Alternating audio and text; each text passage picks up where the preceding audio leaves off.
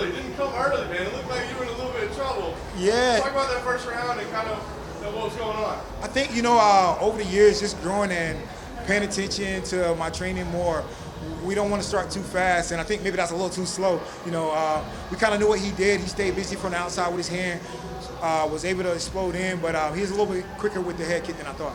I'm interested. Was it really, as long as you've been in the game, was it really just a conversation with Dominick Cruz that convinced you to go, change your training approach? Yeah, it's funny because Dominick's kind of like a condescending, naturally smart ass. So for him to say, he looked at me I don't know, maybe 2 years ago and was like, we were talking about training at home and all this other stuff, and he was like, what about your previous fight? We was talking about that and training at home.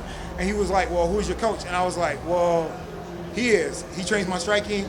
I got a person train my wrestling. He was like, well, who's your head coach? I was like, he was like, exactly, who's your head coach? So I kind of, I took a couple of losses in very tough fights that, I felt I didn't have the right preparation, and I kind of took it to heart. I was like, maybe it's time to get a coach, a head coach. So what did a win tonight mean to you? It's kind of like they put you against the up-and-coming guy, right? Did you have a little chip on your shoulder, I see what they're trying to do here? Yeah, it's funny because I'm not an over-emotional guy. Me and a couple of guys, before the fight, we got into a lot of words. We were up each other's face. And when I went to him at the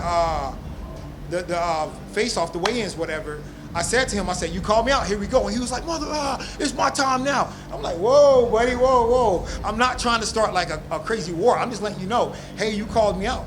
Show up, So I just wanted to let him know, he called me out. I took notice to it, so I definitely was going to match his intensity.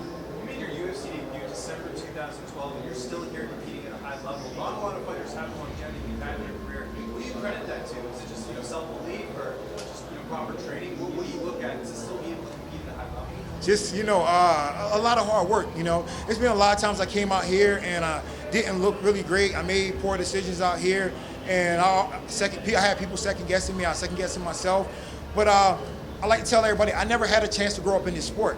I was so good early. I got signed to Strikeforce when I was 6-0. So I was 3 fights, then I fought Jacare in my 10th fight, and I've been fighting for a year and a half. And this guy's fighting for 12 years, former world champion. So I never really got time to grow up. So right now, I'm older, but I still have my speed, my quickness, and I'm actually, finally growing up a little bit. You were the betting underdog in this fight. I don't know if you knew that, but you had a lot more experience than Ian. And even the losses you had were against top guys. Do you feel like, in general, people overlooked you in this fight? Yeah, absolutely. There's a little chip on my shoulder. I don't do a lot of media and during the week, so if people send me messages, I don't read them. I'll kind of post, I'll look and I'll just get off, So I really don't read into what people are saying. I don't read comments, I don't go to posts. I glimpse one and somebody's like, Ian is gonna whoop you, So I don't pay that stuff a lot of attention, but I definitely had a chip on my shoulder when I saw the odds, kind of 2-1. I was like, okay, I don't appreciate this. I really got to go and show who I am and what I have. Where do you feel like that win over Ian is put you in the division? Because he had a nice winning streak heading into this fight.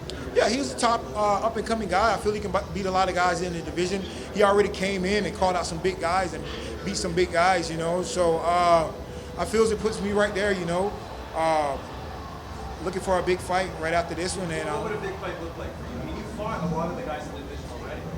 Yeah, they got a lot of fights going on. They got Yoel and Costa going on. They have Cannonier and Hermanson going on. So there's a lot of fights, or we can just take another fight, I'm going to get there. I'm going to get there and reach my goals, before I'm satisfied with the sport.